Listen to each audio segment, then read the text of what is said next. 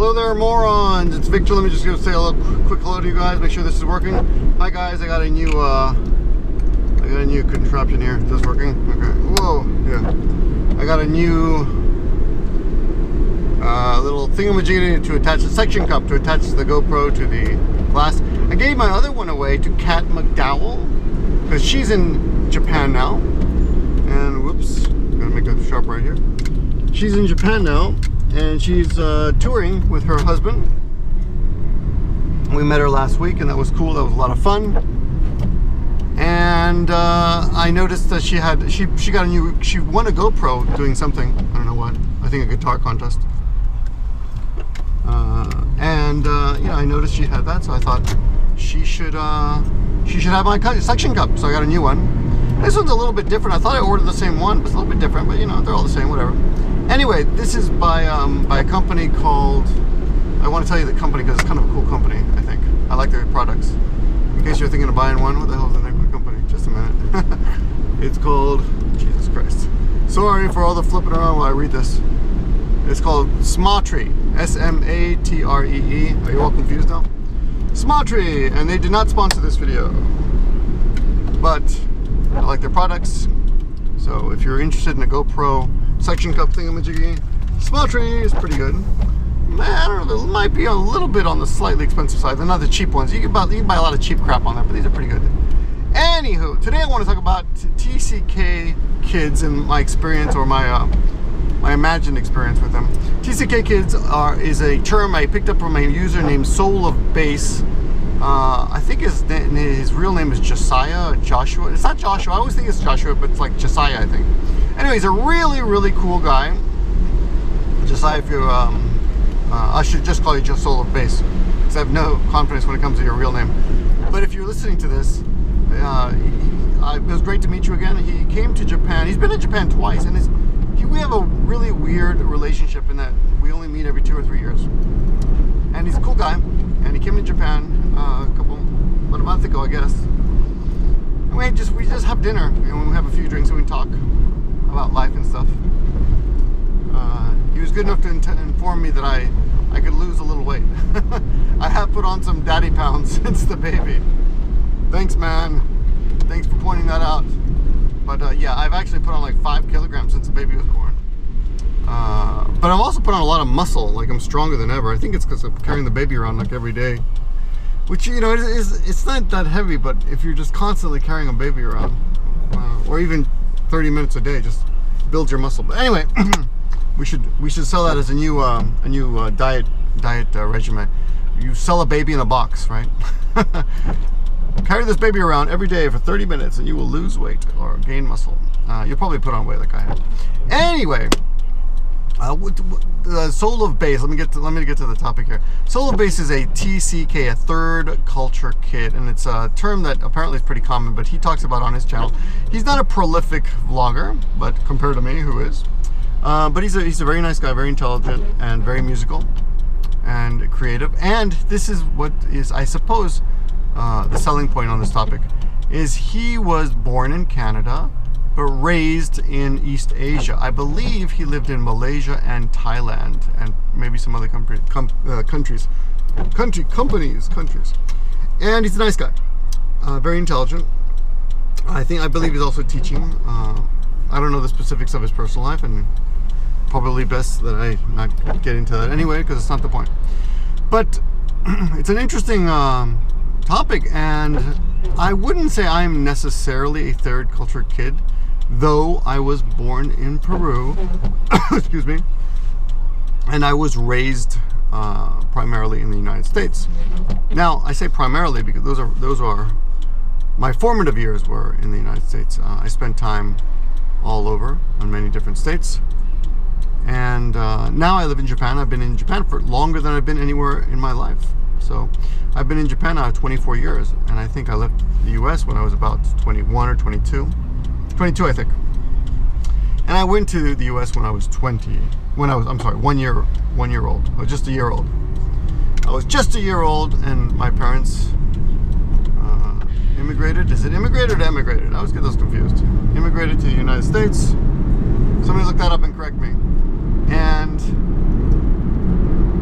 I there for 21 years, and then moved to Japan. Now, I've always considered myself, as you guys know, an American. I'm an American, and I consider myself an American. There will be a couple of people who would like to contest that fact, but my passport is American.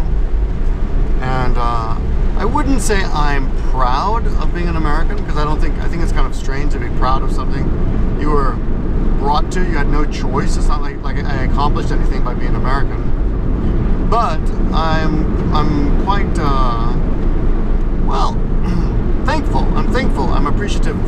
I'm American. I'm not, of course, I have a lot of problems with a lot of what America does, but that's neither here nor there. But yes, anywho, I'm thankful. It's given me a lot of freedom to do what I want in my life, and a lot of opportunities. And thanks to growing up in America, I was given an education, and many doors open for me that probably wouldn't have opened if I had stayed in Peru. But who knows? We can't really argue a hypothetical, so let's drop that. But I've always considered myself an American, and I think that's the point there. Already? Yes. Now, when I go back to Peru on occasion, I'm called the gringo. The gringo, of course, is the foreigner. Oh, I see that van, the truck ahead of me.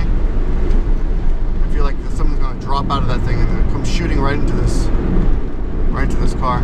That would suck. Make a great video for break.com though, huh? Anyway, yeah, so when I'm in Peru, they call me el gringo, and I speak Spanish well enough, or I used to speak better. It's quite rusty now, pero todavía hablo un poco de español y todavía entiendo todo, but I still speak a little Spanish, and I still understand pretty much everything. Anyway, but growing up in the States, I grew up, I guess, a pretty normal life. I never really had a lot of Spanish friends. I know, like, some people on YouTube, I think like Mexican Samurai Tino, he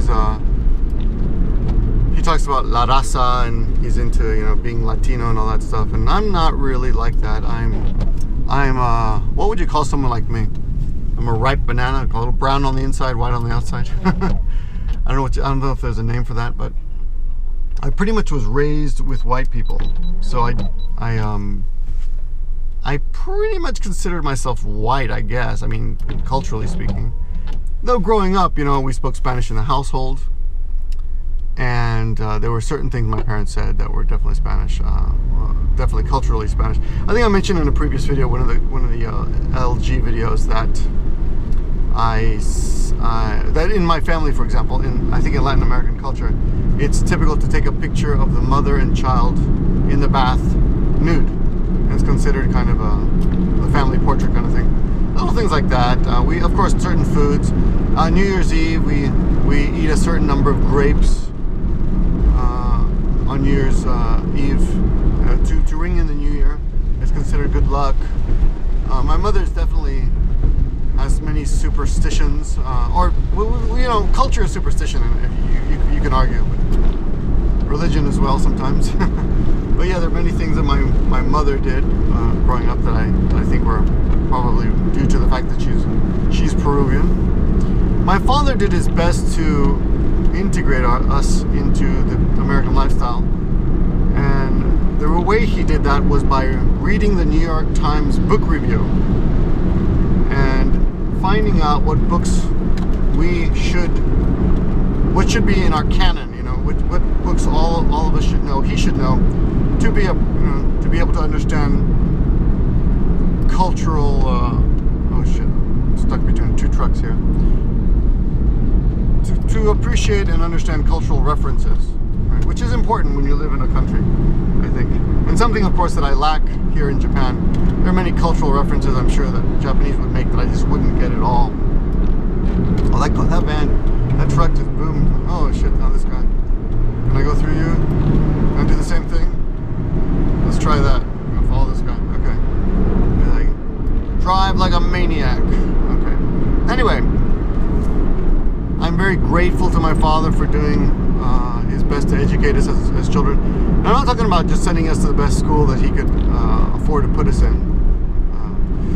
But thanks to his own personal education, he would come into my room and give me books and say, you should read this, right? And sometimes I would, often I would. Sometimes it would sit on my desk for a while, but luckily I was a voracious reader. I just loved reading, so I was often ahead of the curve or ahead of the game when it came to reading books in high school. I just loved reading. But anyway, here's the thing. I don't really feel like I was at any disadvantage growing up in the States. Later, after high school, and I went to New York University, and I would walk the streets of New York, and people who I'd never met before would come up to me and speak Spanish to me. And I was often surprised that I was ethnically identifiable. I was surprised people could look at me and say, hey, you're a spick. Okay, no offense to Latinos, I'm just saying that. Just joking around. I think I can use that word, right? Am I allowed to? I don't know. Anyway, I don't really find it offensive. It doesn't bother me. Now we're stuck between these trucks. What a terrible thing to happen. So that was the situation, okay? Now, that aside, I did after that I dated a white girl in college, and her roommate would question. Her roommate was very aware that I was Latino for some reason, and she often made a point of pointing it out, like asked me weird questions about my Latino life. I'm like, dude, I grew up just like you, you know.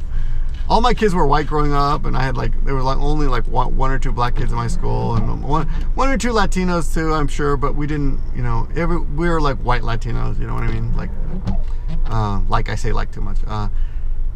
It wasn't a cultural handicap, you know, to be my family in our neighborhood, right? We were well respected in the community. We all got good grades. All the kids were good, etc., etc. Not that there shouldn't be any other way due to any ethnic or race problems, but anyway, there was no problem in my childhood. I had the normal kind of bullying that I don't think was related to the Latino stuff. Oh, there were kids who come up to me once in a while, you know, and it was all, I guess it was all, even now I'm kind of perplexed. People would walk up to me in high school or junior high school and say, oh, I know a little Spanish, chinga tu madre, which I guess means fuck your mother in Mexican. I don't know. I've never heard that expression except from white people. And they would say things that they thought were Japanese, or Spanish. Anywho, that aside, back to Josiah, or Soul of Bass. He grew up in East Asia, and he would go back and forth every 2 or 3 years. He would move from Canada back to East Asia and back and forth, and it basically displaced him, and it caused him a lot of I guess mental anguish as a child. And I can understand that, you know, when you're a child, your friends are the most important things in the world to you. When you get older, you know, they are no longer that important because you have your life to live. And I remember one of the most important things my father taught me growing up was, you know, you're getting older when you'd rather be alone than be with some of your idiot friends. Because let's be honest, sometimes when we were kids, some of our friends were pretty much idiots, but we just hung out with them because they were convenient, you know, nearby. They lived nearby. One kid down the street we hung out with a lot. I remember growing up, Peter Fontaine, I think was his name, or Fantone, I don't know. He was kind of a troublemaker. He was always shoplifting. Came from a good family, but always doing bad shit. Always getting in trouble with the police. But we hung out with him because he lived down the street. That was a big mistake. Anyway, back to Josiah. He because of his upbringing and moving back and forth, he lost a lot of friends, and he's got some really touching videos on YouTube about his situation. I highly recommend you look him up. It's one word, Soul of Bass, B-A-S-S, S-O-U-L, you know, Soul of Bass. And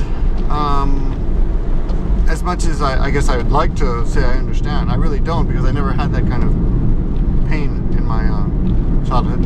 Everybody loses friends, people move away, but it was not, he was completely displaced. Like, they moved him from one country to another country, so that really sucks.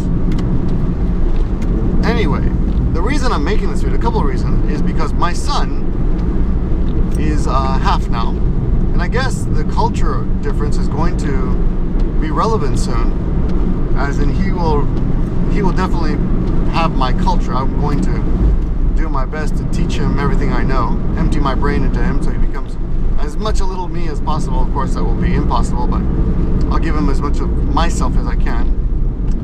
And when I die, I will survive in him somehow, in his memories, personality.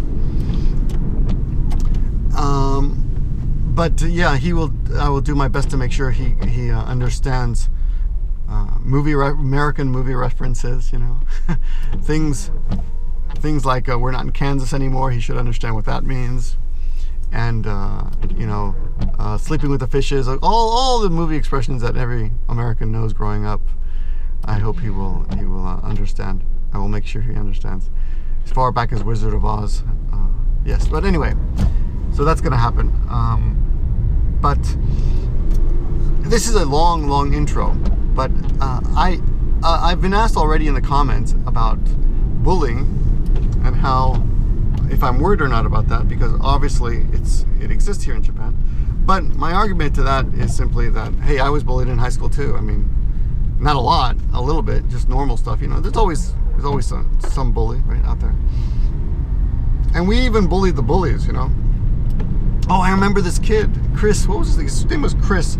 This is the most bizarre bully story I've ever. This is a laundry video, by the way, if you haven't noticed already. I'll put a description in the beginning so people understand. But I remember now thinking about this. There was this kid named Chris in junior high, and he wasn't per se a bully, except he was manipulated into becoming a bully by the other bullies, like smaller bullies, who were kind of trick him by. He was, first of all, he was a huge kid. He was one of these kids that are just really big. And he had one of those weird looks in his eyes, you know, his eyes are slightly too close together. He's got that odd, you know, slightly, I don't want to say retarded, but something's off, you know, when you look at him. But the truth was, he was just a big guy that some of the other kids, especially Schroeder, I remember this kid Schroeder, we called him Scrotum. He would tell Chris that I had done things to him that I hadn't. Like, they would get a cockroach and smash it in his book and then point the finger at me, and then a fight would break out. Now, when I say fight, it was mostly me getting my ass kicked because Chris was huge. He would just throw me. He would just pick me up and just throw me into the street. And once I remember it was raining, and that's when the cockroach incident happened. It was a big old English grammar book, a thick one, really not large. It was actually a small, like a paperback, but really thick. And they put a cockroach in there and slammed it shut, and then said I did it. He grabbed me and threw me into the rain, like it was like lunchtime or something, and we were sitting on benches on the side. It was raining, and we were sitting in the I guess eaves of the building, or you know, somewhere where the rain wouldn't get us. We were just sitting there on benches, and he came over, grabbed me, you know, and I was surprised. Yeah, I must have been eating lunch, and he just threw me out there into the rainy, muddy area of the campus, or the, you know, whatever you call it, the school area. And I remember knowing that this is a mistake, but regardless, I grabbed a handful of dirt and I threw it right in his face and blinded him. You know, got my revenge, because he got me all muddy, right? So I got my revenge. And then I went into the library and hid. And while I was there, other kids explained to Chris that he was mistaken and everything was fine. Oh, yeah. And eventually things kind of got worked out. But he was still pissed for the clump of dirt in his face, sand and dirt, wet mud. You know, it was quite. I remember at the time it was quite a victory because no one would stand up to him. It just let him pound you for a little while until it stops. But I remember. Maybe a year later or so, I was at my sister's school, and she went to a different school. She, for some reason, I don't know why. I guess it was because it was a grade school, and I was in a junior high.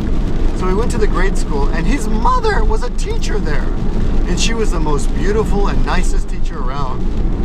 And I just could not believe that this kid was the son of this wonderful. You know what? When you're a kid, there's always like a really cute teacher that you really like. You imagine you're gonna marry when you grow up, or maybe that was just me, but yeah, that was the situation. It was pretty interesting. Why did I get into the bully section? Oh, so yeah, bullying happens everywhere. So I'm not really too worried about that. It's probably gonna happen to my son. Is it gonna happen in groups? I really doubt it. It might. I'm gonna do my best to make sure that my son knows how to deal with things like that. Of course, if I have to interfere, I will. Hopefully I won't. But I'm not gonna move my son to the States or put him in a special international school. I know some white kids who grew up here. There's three brothers I know, and they told me, yeah, growing up, some of the Japanese kids would beat up on them, and they'd have to protect each other. But again, that kind of stuff happens. I had to protect my little brother once or twice when we were growing up. He probably doesn't remember, but anyway, it happens. Bullying happens no matter where you go, and kids will always find a reason to bully you. And in the end, a lot of these kids, I hate to say it, like it builds character and all that. It's not a good thing to say, but in the end, you will get over it. Childhood is torture. Childhood is hardship sometimes. But it's also the most wonderful time in your life. So both of those things are going to happen. There's not much I can do about it, right? The hardships in his life. But I don't see it as a compelling enough to. It's not like they're going to string him up and lynch him or anything. I don't see it as a compelling enough reason to move or anything like that. So I'm not. What the hell's going on here? This truck's going really slow. Okay. So, but I am thinking about. Of course I'm thinking about it, but I'm not too worried about it. Okay. I have it in my mind. I'm aware of it. Okay. So that's that. Now, going back to this third culture kid phenomenon, the reason I brought this up is because after I watched a bunch of this guy's videos, Soul of Bass's videos, and by chance I was in, I went to the Penis Festival, the Honen Matsuri in Komaki City about, 2 months ago. Went up there with Andre and met a whole bunch of, a guy named Tom, right? Tom and Andre and I think someone else, I don't remember who else. Oh yeah, what was that guy's name? Oh damn, buddy, I forgot your name, but another guy who's visiting Japan. We all went up there together. He came from Kyoto just to visit me. I'm really sorry I forgot your name, buddy. That's on the tip of my tongue. But anyway, we all went up to the the Penis Festival. Had a grand old time. On the way back, I was a little tipsy, but on the way back, I got off on my stop. There's two stops near my house. One's a subway, one's a train station. I got off at the train station. Whoa, my God, see that? And this guy's just hugging. Whew. And as I'm on the platform, and you're looking at your cell phone, you're walking, and as I'm looking and walking, you're jostling with different people as people on the platform, getting on the trains, getting off trains, and I bumped into someone or someone bumped into me. Here's the point of contention. Okay. This is Nitori, by the way. Over here, this is a place where a lot of people like to go shopping. This is a furniture store. Just to show you. Okay, so I bumped into somebody, or somebody bumped into me, and almost immediately after that, I was accosted. I will say accosted. I think this is the proper use. Accosted by a very young, buff, white person. Hate to be racist, but he was white. And he's like, "Hey, buddy, watch where you're going." I'm like, what? I'm completely like, what are you talking about? Like, you just bumped into my daughter.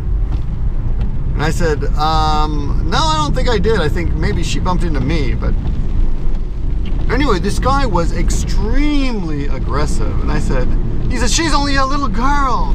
She's only 13 years old or something, or 14 years old. And I'm like, well, that may be, but I didn't bump into anybody. This is a train station platform. People are bumping into each other. And he's yelling at me, and he's really in my face as I'm trying to leave, right? And I'm slightly intoxicated, but I'm very chill. And I have my camera hanging around my neck. And I turn around with my back to the stairs, right?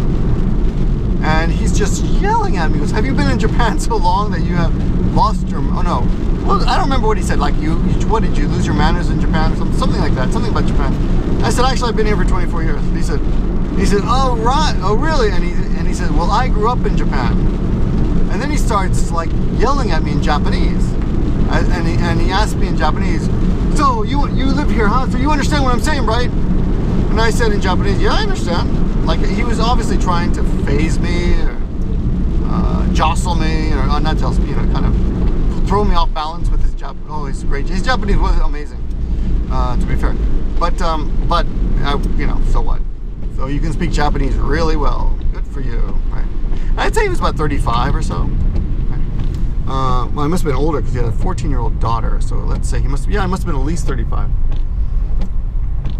And he looks down at my camera, and he's like, and he insults me. He says something about my faggy camera. He goes, because I'm smiling. That's what it is. Because I was so calm.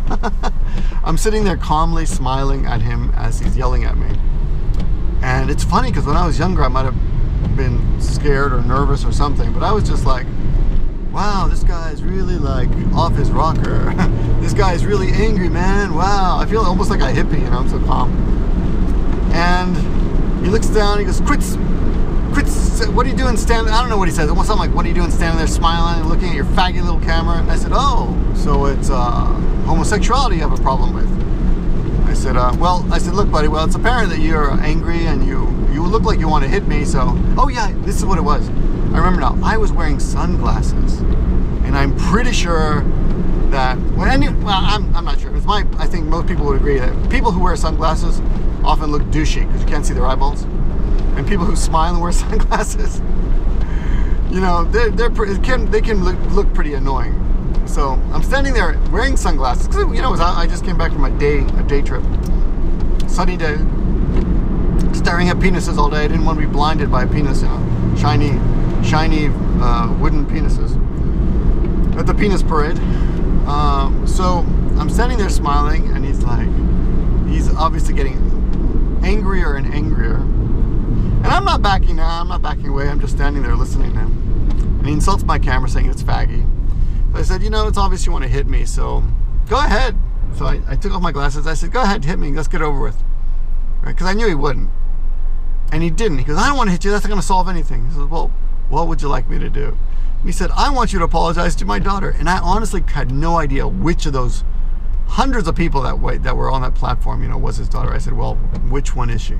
So he pointed to her. I said, okay, so if this will get this guy off my back. So I walked over to her, and I said, hi, I'm sorry. And as soon as I said hello to his daughter, and his wife was there too. They're both almost the same size, small, Japanese women. And as soon as I said that, I could tell by the look in their faces that they were just mortified to be with this man yelling on the platform, right?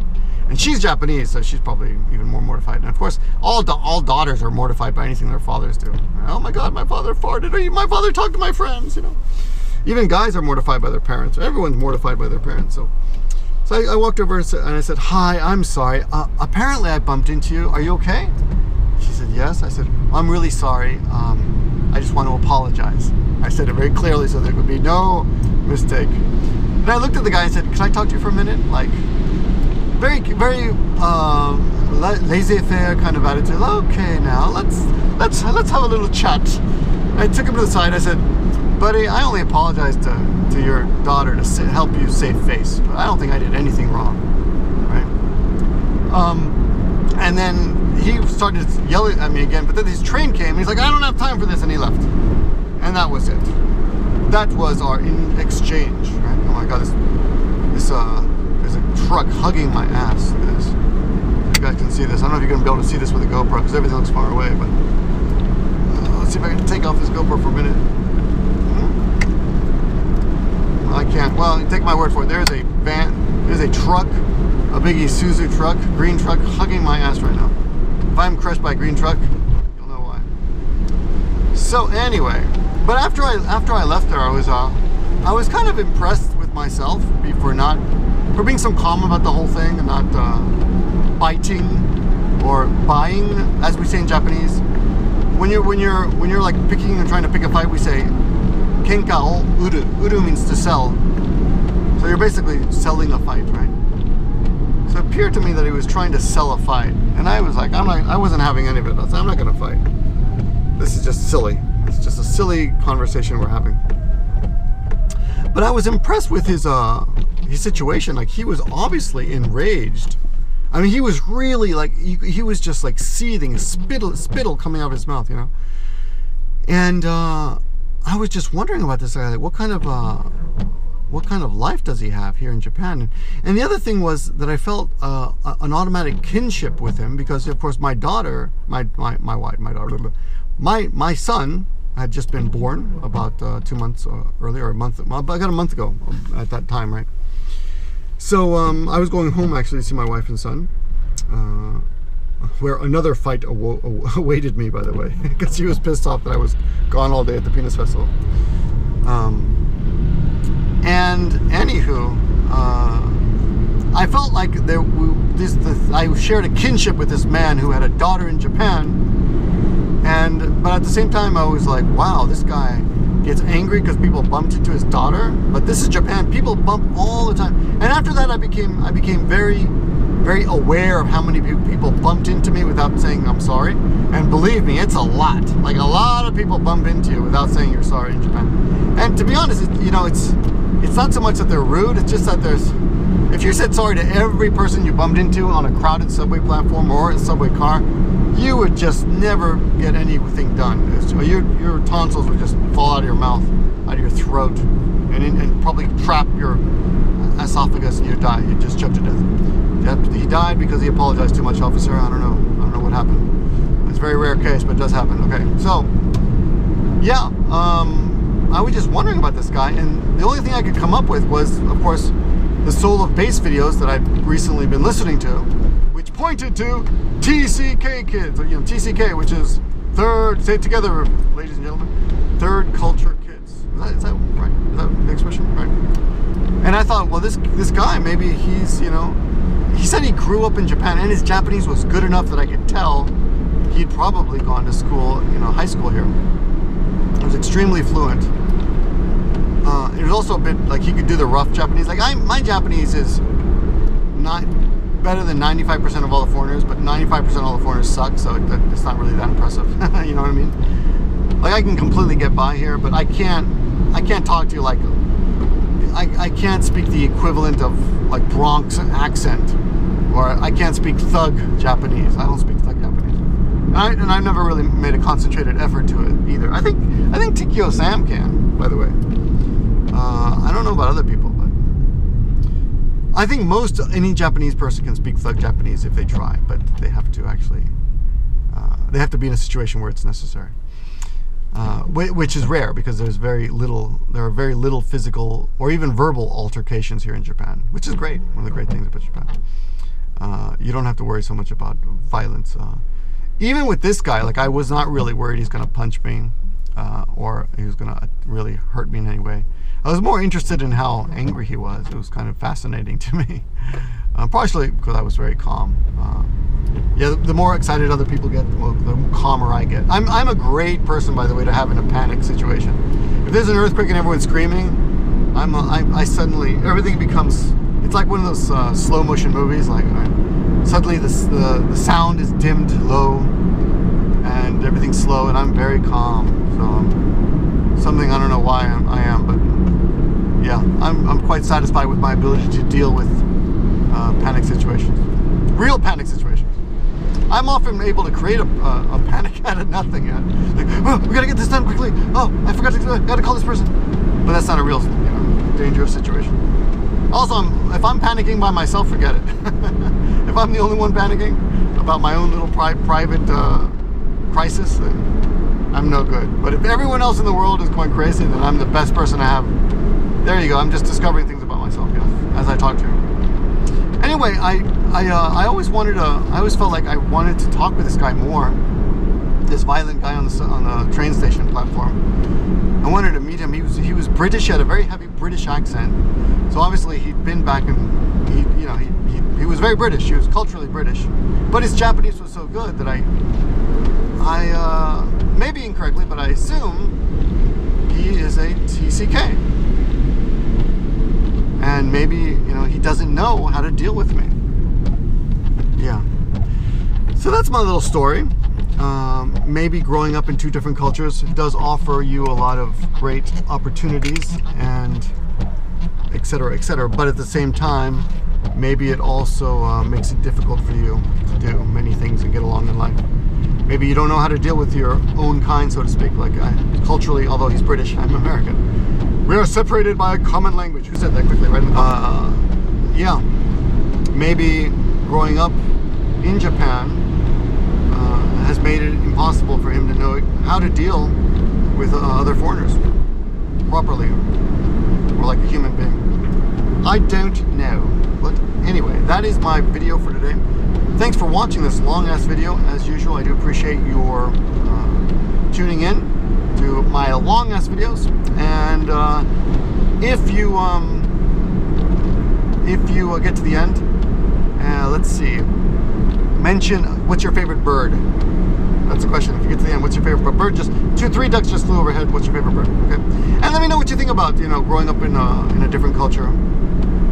Are you a TCK? Do you have anything to add to this? Yeah. Thanks for watching, guys, and I'll talk to you soon. Goodbye. Are you dancing?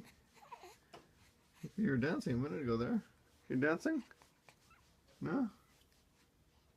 You're squirming around?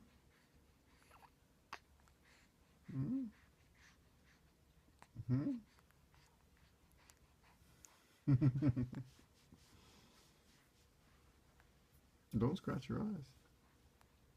Don't scratch your eyes, pup.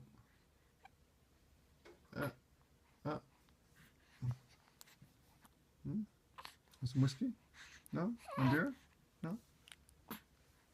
Okay. Bye-bye.